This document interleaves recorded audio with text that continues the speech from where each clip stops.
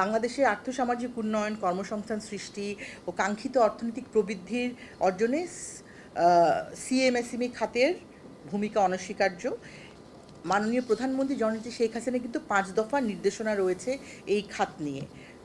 প্রথম নির্দেশনা ছিল আমাদের ঐতিহ্যবাহী পণ্যের পাশাপাশি উন্নত বিশ্বে ভোক্তাদের চাহিদা নির্ভর শতভাগ রপ্তানিমুখী পণ্য উৎপাদনে মনোনিবেশ করতে হবে।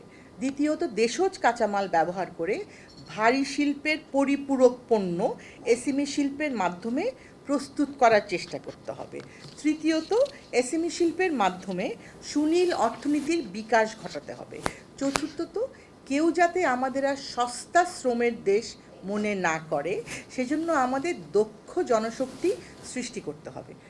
পঞ্চম, উচ্চতর মূল্য সংযোজনের লক্ষ্য নিয়ে স্বল্প উৎপাদন খরচের সঙ্গে উন্নত প্রযুক্তির সংযোগ ঘটিয়ে গ্লোবাল ভ্যালু চেইনের অংশীদার হতে হবে। এগুলো কিন্তু নির্দেশনাগুলো কিন্তু খুব স্পষ্ট, এবং ওনার নির্দেশনা মানে যেমন আমাদের গত নির্বাচনের যে ইশতেহার ছিল, সেই ইশতেহারের যেসব বিষয়গুলো আমরা প্রতিশ্রুতি দিয়েছি, সেই অনুযায়ী কিন্তু পরবর্তী প্রস্তাবিত বাজেটটি হবে, সেই অনুযায়ী কিন্তু আমাদের নীতি নির্ধারণগুলি হবে।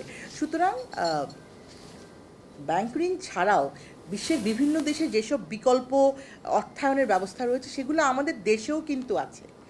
সেগুলোর মানে আমার মনে হয় সর্বোত্তম ব্যবহার আমাদের সম্মানিত উদ্যোক্তারা এখনও করছেন না, সেগুলো করতে হবে।